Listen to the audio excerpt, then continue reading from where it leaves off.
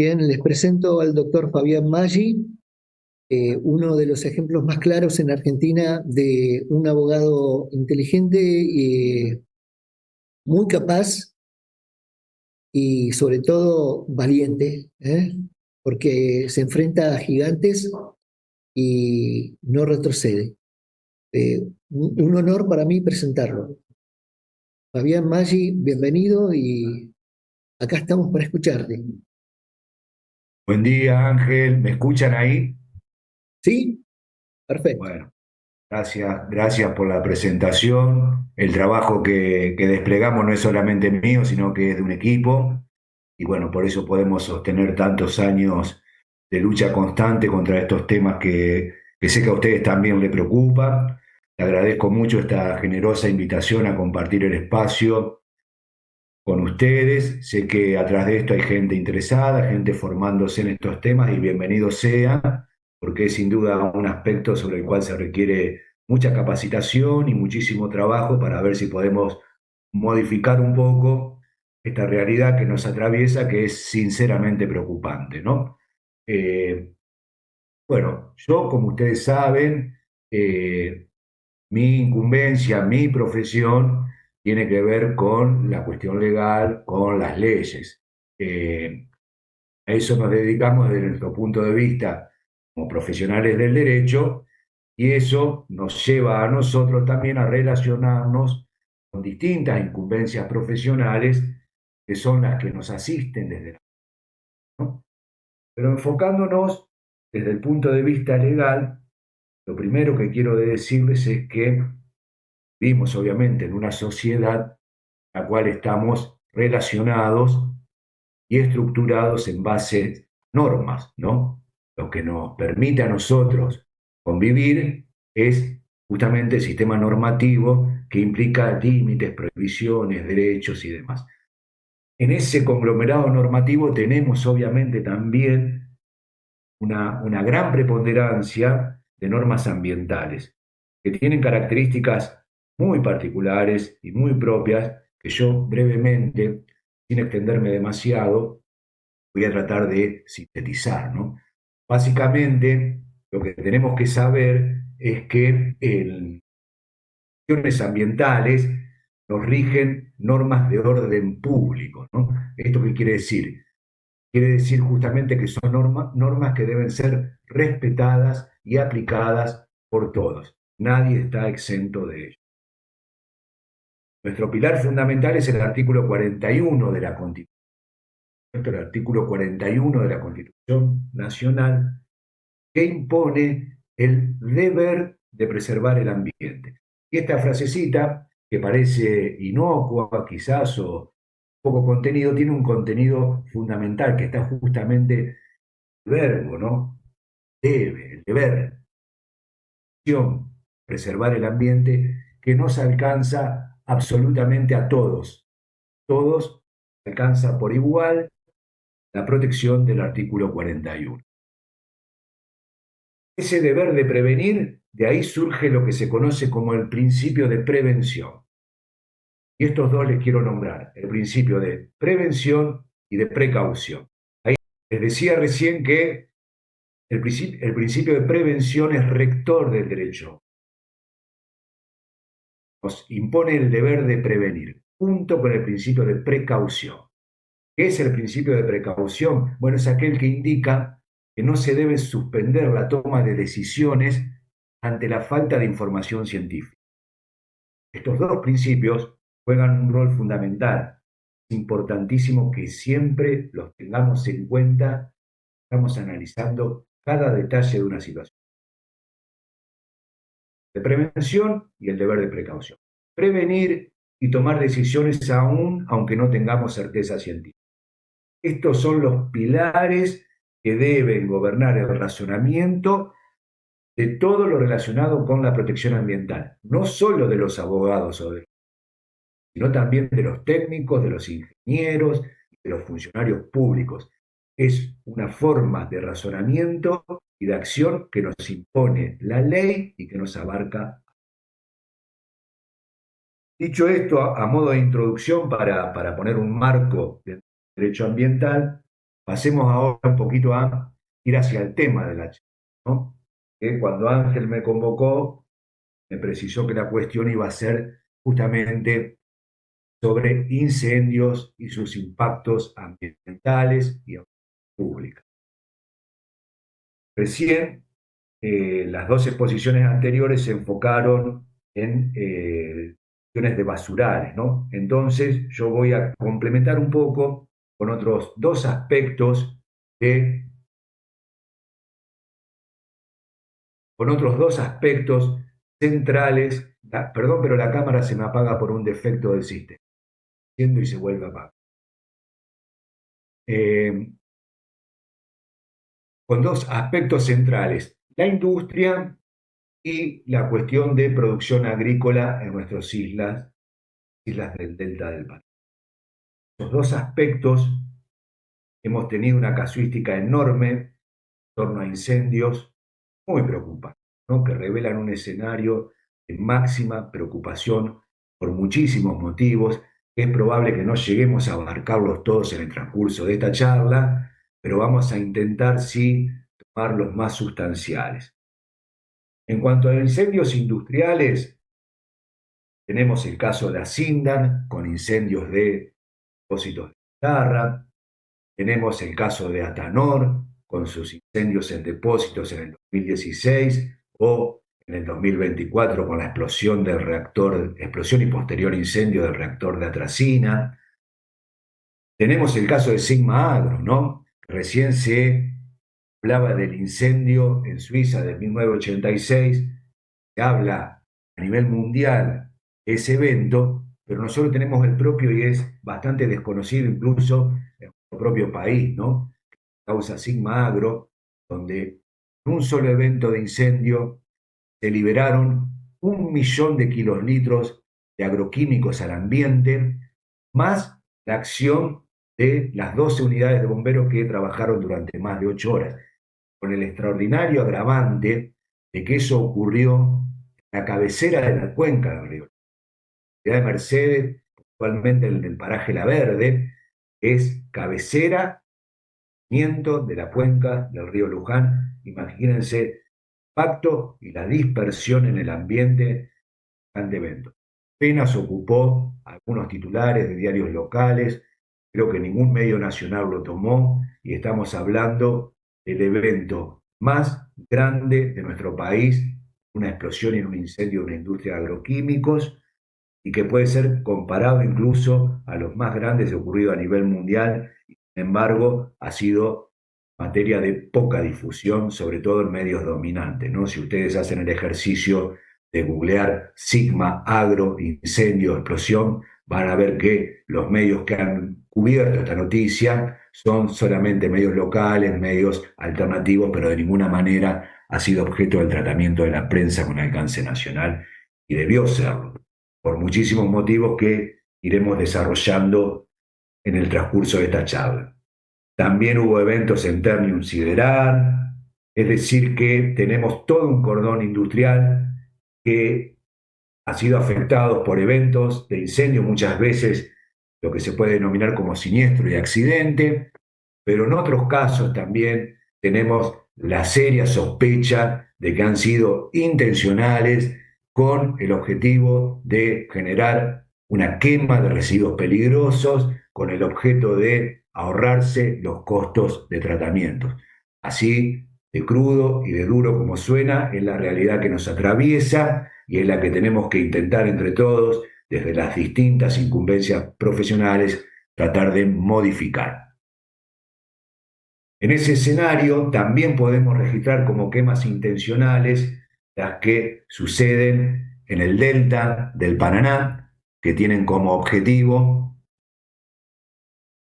generar espacios de agricultura y de ganadería, y eso es lo que impulsa la quema, la combustión de más de 1 millón de hectáreas en todo el delta del Paraná.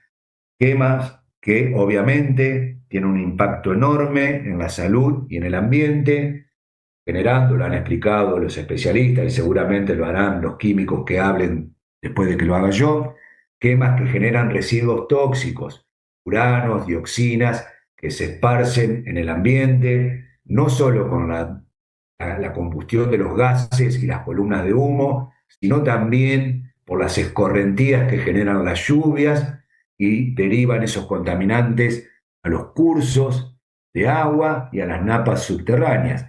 Pero además queda el remanente en superficie que se vuelve porción respirable por acción de los vientos. Así que fíjense ustedes la enorme magnitud que tienen estos impactos que generan los incendios, no solamente de basurales, sino también la recurrencia permanente de incendios en el sector industrial y en el sector agrícola, en lo que tiene que ver en el uso indebido del delta del Paraná para actividad ganadera o agrícola.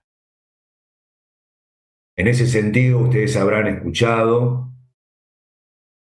las noticias relativas a los incendios del delta y quizás algunos de ustedes hayan podido acceder a los informes de la Universidad de Rosario, que ha hecho un trabajo exhaustivo en lo que tiene que ver con evaluación de calidad del aire y ese material particulado que se ha monitoreado en épocas de incendios en la ciudad de Rosario ha encendido las voces de alerta porque los niveles detectados de material particulado superan en algunos casos por 100 veces lo permitido o lo indicado en los parámetros de la Organización Mundial de la Salud.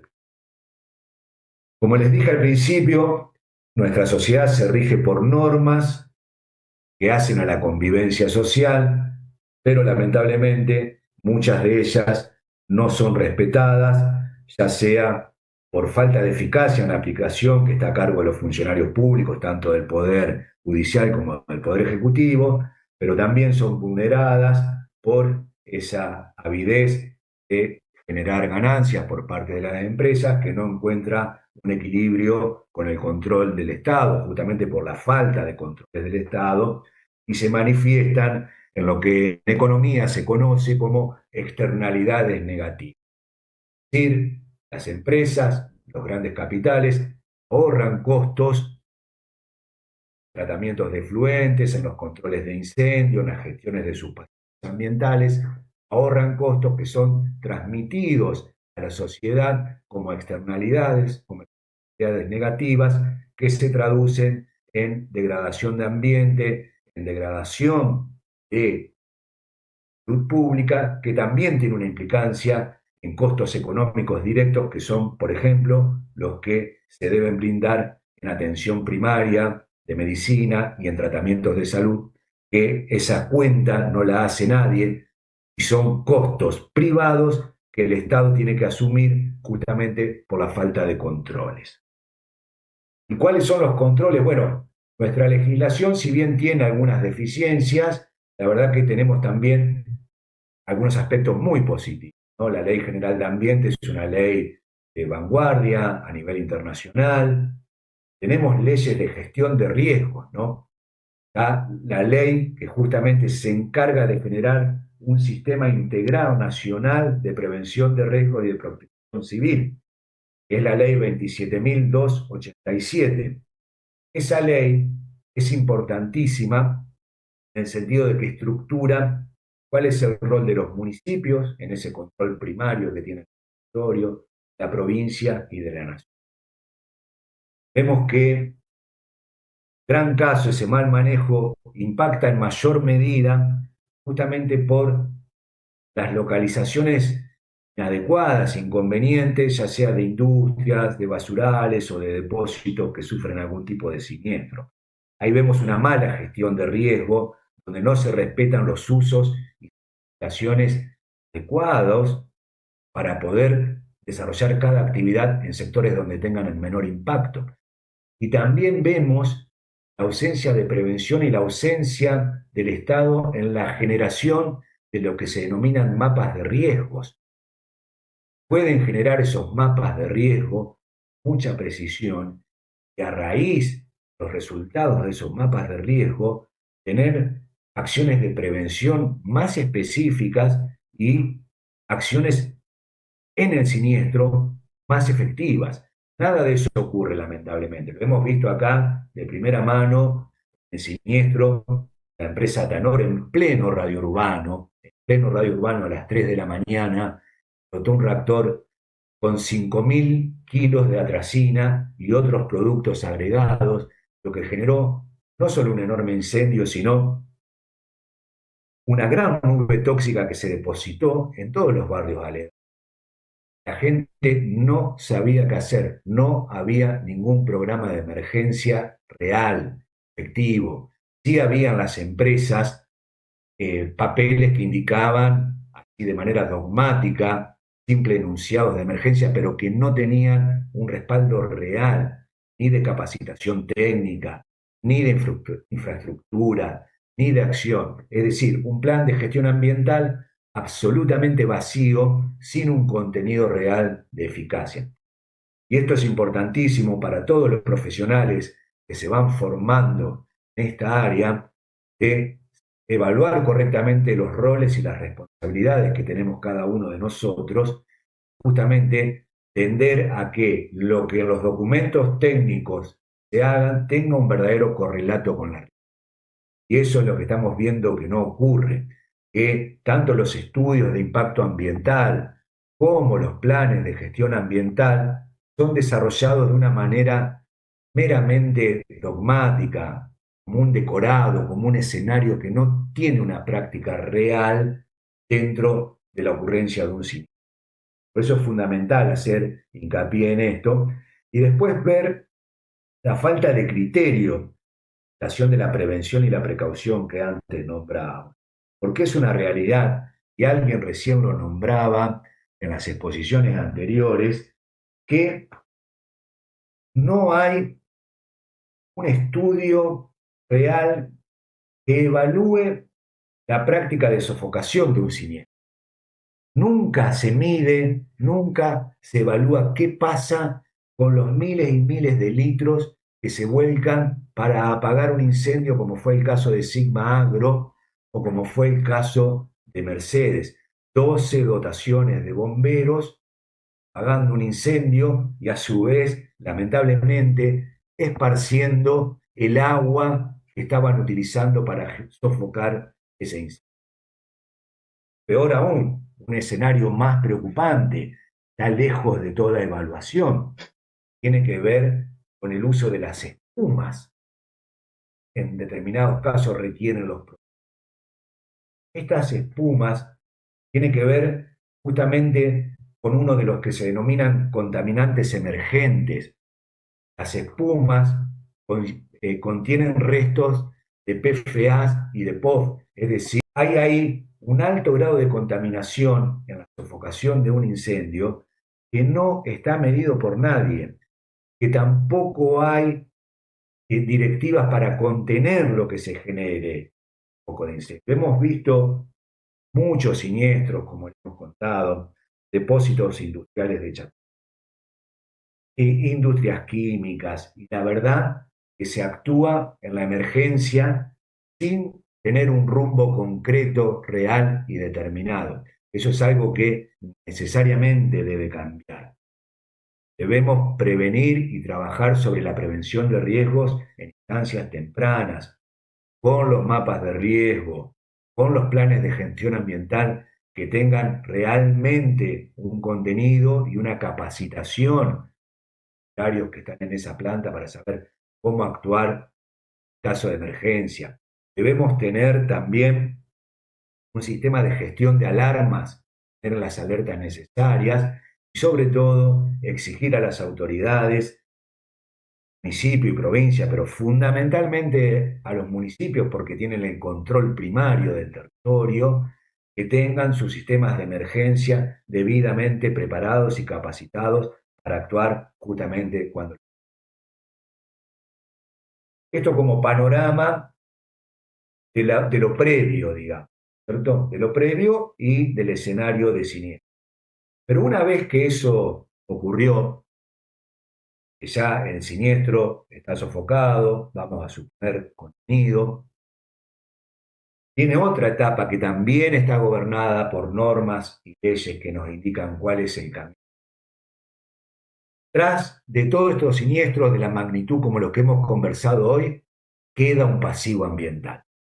Queda un pasivo ambiental que es indispensable caracterizarlo, tratarlo y recomponerlo para eliminarlo, mitigarlo, reducirlo a su situación mínima para justamente evitar que se propague el daño ambiental, que se profundice el daño ambiental y evitar también que se profundice el daño en la salud pública.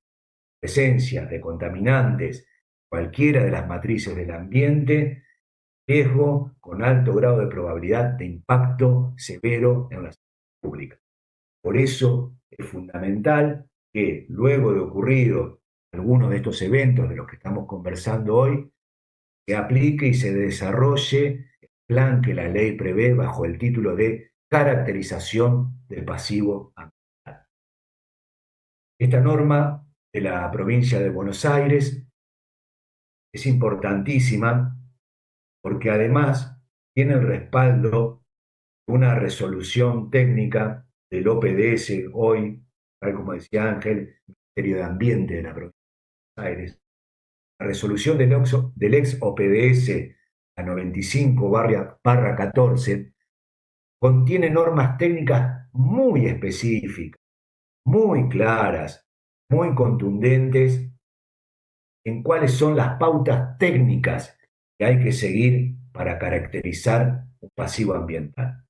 Es fundamental que quienes vayan a trabajar en esa área profundicen sobre esa norma y traten de, el día que les toque de trabajar sobre un caso, respetar esas pautas técnicas tal como la ley la establece, porque está pensada desde una visión de prevención y de abordaje integral del problema, porque es fundamental poder caracterizar adecuadamente el pasivo ambiental para que en base a esa caracterización podamos desplegar verdaderas tareas de recomposición, no sean un mero maquillaje, una mera apariencia para que la gente se quede conforme, para que los empresarios cumplan con las leyes y de esa manera parezca que se ha remediado un ambiente cuando en realidad eso no ha ocurrido y al no respetarse las pautas técnicas que establece la resolución 9514, lo que sucede es que en realidad no hay una verdadera recomposición ambiental. Yo no me voy a extender, quizás cuando generemos algún intercambio podamos hablar un poco más de estas pautas técnicas, pero se lo quiero dejar así, de manera de inquietud. Y un poco para ir cerrando mi exposición, les voy a dar 2 o 3 elementos más. Uno es que cuando les dije que teníamos una legislación realmente buena y potente, pero que tenía algunas deficiencias, esas deficiencias que tiene nuestro sistema normativo es una deuda enorme que tiene que ver con la ley de envases, que tiene que ver con los residuos generados, por ejemplo, de la industria de los neumáticos para automotores. Hay que tratar de reforzar, ver la legislación comparada. Países como Chile tienen una buena legislación en cuanto a envases, buscar esa problemática, porque no puede ser que hoy todo lo que tiene que ver con producción y gestión de envases esté únicamente pensado para la ganancia de las empresas, de las multinacionales, que comercian sus productos a través de envases. Por ejemplo, pensemos en la industria de cosméticos para ver la absurda competencia que hay en torno a los envases. Pensemos, por ejemplo, en shampoo, cremas acondicionadoras, envases que se usan por muy poco tiempo, que tienen una cantidad de plástico enorme y que van a parar a una gestión inadecuada. Si bien son pilares de la gestión de residuos, reciclar, pero primero tenemos que poner el foco en la generación y en el origen. Por eso es indispensable generar una ley de envases que permita un diseño pensado a través de las proyecciones de los ingenieros y demás, de qué manera reducimos la generación de residuos en el distinto comercio de distintos productos que hoy en día abundan y que en definitiva son los que inundan nuestros basurales. Eso por un lado. Y por otro, decirles que nuestro trabajo de más de 15 años de litigios ambientales, una de las cuestiones que son parte de nuestros objetivos, que los estamos cumpliendo satisfactoriamente, es generar documentación y un mapeo del estado de contaminación de nuestros recursos naturales o bienes comunes. En esa tarea, lamentablemente, tenemos que comunicar que hemos generado una base de datos que nos permite afirmar que todo nuestro entorno está severamente contaminado por distintos residuos peligrosos.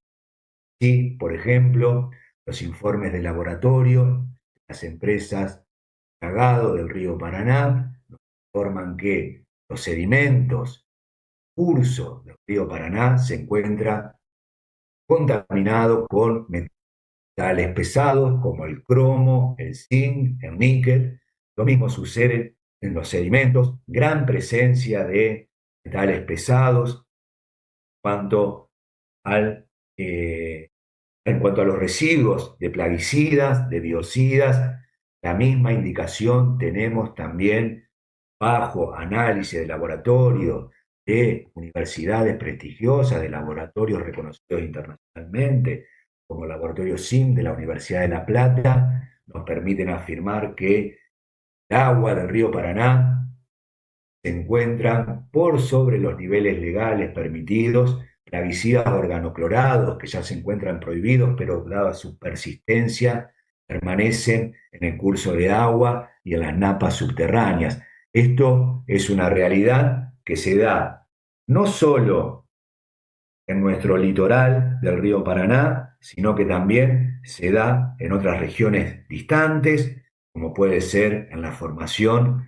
de la cadena de las sierras de Tandilia, en el acuífero libre de Tandil se han detectado masiva presencia de agroquímicos que provienen justamente de la agricultura industrial, de la aplicación que se hace en esos cultivos. Esto es una gran voz de alerta que nos invita y nos impulsa a trabajar profundamente para tratar de modificar esta realidad, reducir la generación y la presencia de contaminantes en nuestro. Con esto doy por cerrado brevemente esta exposición. Quedo a disposición ya sea ahora o sobre el final para responder las preguntas que deseen. Gracias, Fabián. Muchas gracias, Fabián. Mi nombre es Gerardo, estoy acompañando acá a Ángel en la organización del curso. Para las personas que están conectadas virtualmente, para los asistentes acá también esenciales, dejamos abierto a preguntas, inquietudes que tenga alguno que pueda contestar el abogado. Una forma más sencilla, como de vehículos, datos de seguro,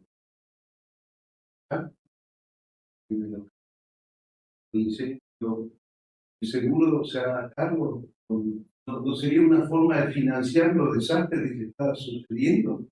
Sí, no llegué a escuchar del todo bien, pero más o menos creo haber interpretado Sí. la pregunta por... Yo creo que se refiere a la pregunta del señor a aplicar una lógica de resarcimiento frente a eventos de este tipo ambientales, similar a la que se aplica cuando en un siniestro, por ejemplo, Claro. automovilístico, alguien perjudica al otro.